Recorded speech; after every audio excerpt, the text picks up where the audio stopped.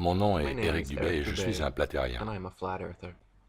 Contrairement à ce que l'on vous a appris à penser de gens comme moi, via les médias mainstream, le gouvernement, le système d'éducation, la société en général, je ne suis pas un retardé ou un fanatique religieux. Je suis diplômé, j'ai passé 7 ans à enseigner dans une prestigieuse université. J'ai publié 5 bouquins et ne suis aucune religion en particulier. Autrefois, j'étais un croyant de la Terre ronde, comme vous-même. En fait, la seule différence entre un partisan du globe et un partisan de la Terre plate est que le second a fait des recherches. Cependant, bien sûr, on vous dira le contraire, que vous êtes un crétin ignorant les théories scientifiques modernes. Mais la réalité est que chaque platérien est bien informé sur la Terre ronde. Cette fantaisie présentée par la NASA, enseignée à l'école et acceptée comme parole d'évangile par les masses crédules. En fait, le platérien de base en sait beaucoup plus que le globe-trotteur de base à propos de la toupie sur laquelle on est censé vivre. La raison à cela est que les platériens sont tous des gens qui ont voulu se prouver à eux-mêmes que la Terre est ce que la science moderne nous dit, ce que l'astronomie prêche, et ils ont découvert que ça ne l'était certainement pas.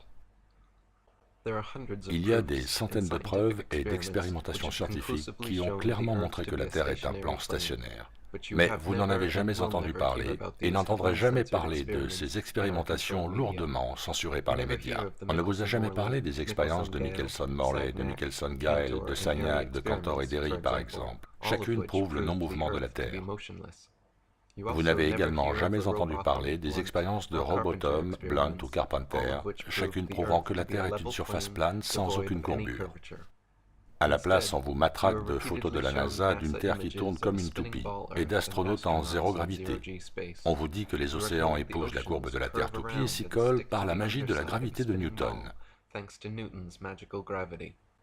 On vous dit qu'Eratosthène a mesuré l'ombre pour prouver le globe et que Magellan en a fait le tour.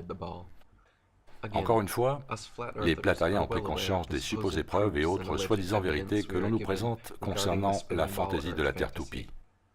La différence, c'est que nous avons pris le temps d'analyser ces supposées preuves et y avons trouvé des trous béants, encore plus énormes que le budget annuel de la NASA. J'ai personnellement tordu le cou à chacune des affirmations censées prouver la Terre toupie que j'ai pu trouver dans mon livre « The Flat Earth Conspiracy », et j'ai également compilé 200 preuves que la Terre n'est pas une toupie dans un autre livre éponyme. Je ne vais pas me répéter ici, car vous pouvez accéder à ces infos en ligne gratuitement, dans plus de 12 langues. Je dirais simplement qu'il n'y a aucun aspect du modèle de la Terre toupie qui résiste à un examen à la loupe, et chaque prétendue preuve est facilement réfutable. Le globe qui tourne et chaque argument le défendant n'est que de la pseudo-science présentée comme vérité. Les images et vidéos proposées au public par la NASA et d'autres agences spatiales gouvernementales sont aussi vraies qu'un film d'Hollywood et aussi réelles que de la science-fiction.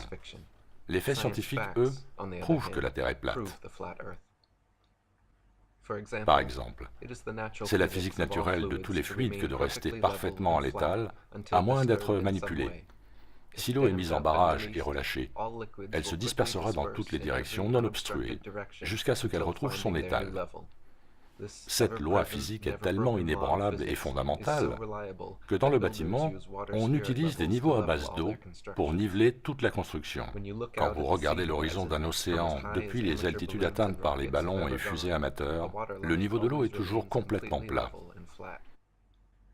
Par contre, si la Terre est une toupie, comme le prétend la NASA et l'astronomie moderne, alors les océans, contre toute loi physique, se courbent sur des milliers de kilomètres autour d'une sphère irrégulière aux pôles aplatis et à la forme de poire.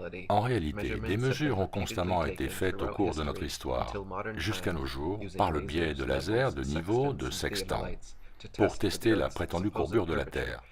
Et on prouvait ce que nos yeux et notre sensation nous disent.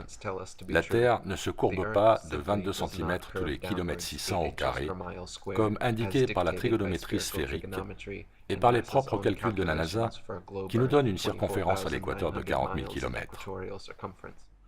Cette courbure existe uniquement dans les objectifs fisheye qu'ils utilisent constamment pour leurs films et dans les fausses images composites de la Terre propagées en permanence.